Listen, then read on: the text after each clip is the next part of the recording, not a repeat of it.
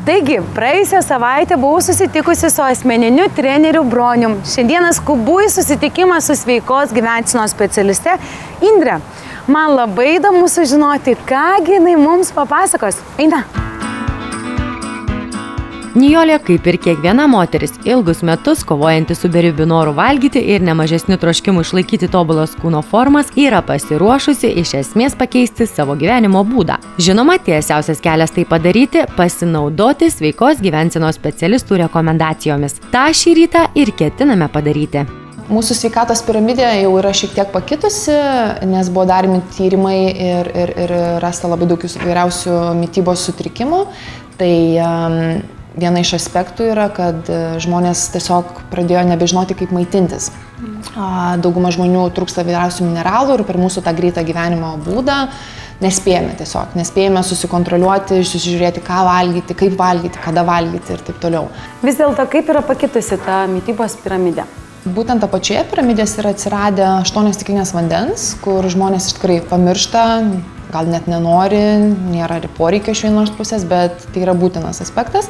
Ir aplink piramidę yra išdėstytos fizinio aktyvumo įvairios figūrėlės, kurios simbolizuoja, kaip mes turime judėti ir kaip mums yra būtina. Ir kaip reikia subalansuoti būtent tą judėjimą su mūsų mityba. Taip pat norėčiau pabrėžti, kad pirmutinis sveikos piramidės aukštas yra šiek tiek pakitęs. Tai yra suskaldytas į 2 punktus ir viename yra visi grūdai mūsų, kitoje yra vaisiai, daržovės, kurių mums tikrai reikalingi, būtent tos mūsų skaidulos, maistinės skaidulos, tai mūsų ląsteliena.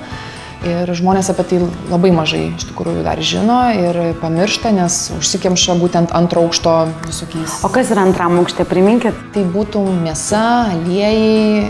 Rezimuojant, galim pasakyti taip, kad mes moteris daug dirbančias, visą laiką skubančias visur, mes ir pakeitėm tą piramidę, taip? Iš dalies tai buvo daryti tie moksliniai tyrimai. Su moterim. Manau, kad gal ir taip.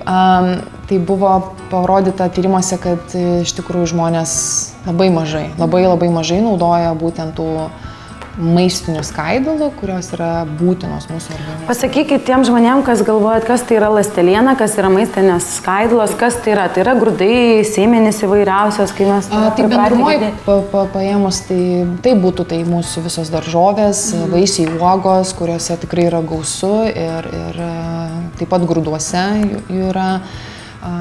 Žmonės, manau, daugiau visą laiką didesnę porciją pasiema mėsos ir tokią dalį, o turėtų būti šiek tiek atvirkščiai. Tai kiek jūs patartumėt man dabar suvalgyti riešutų, agurkų, pomidorų, kad aš gaučiau reikiamą kiekį mano organizmui tos ląstelienos vadinamas? Daug. Daug? Kiek? Didesnė lėkštė negu didelė. Tai yra labai daug vaisių daržovių, tai skaitykite, tai 0,5 kilogramo vien tik tai. Ko? Visko bendrai?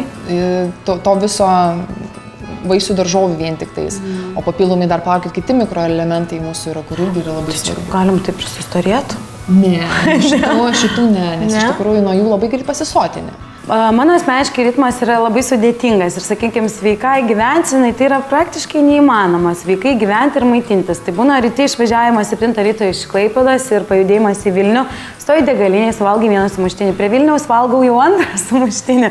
Kaip man pažaboti tą savo tokį žvėrišką alkį ir kaip gauti tų naudingų skaidulų? Vienas iš dar būdų yra maistinių skaidulų produktas, kuriuose yra jau gausu tų maistinių skaidulų ir jau yra visa dienos norma. Ir tu vartodamas produktą tiesiog pasisotini, jau tu jautiesi pilnas, nes maistinės tos skaidulos jos tiesiog išbrinksta skrandį ir tu jautiesi pilnas. Tai vat tokį dalyką papildomai būtų pravartu vartoti visom moterim, ypač kurios nori sulieknėti. Nijolė, išgirdusi gerąją naujieną, su nekantrumu laukia, kol sveikos gyvensenos specialistė atskleis visą maistinių skaidulų naudą jos organizmui.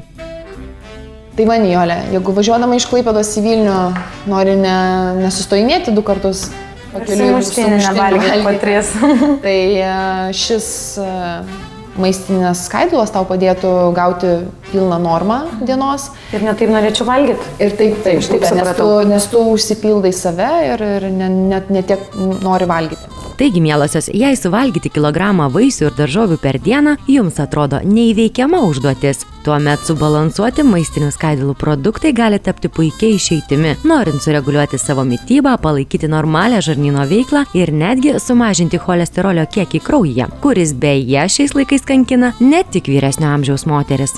Tinka ir maitinančio moterim, nėščiom moterim taip Va, pat. kaip tik man.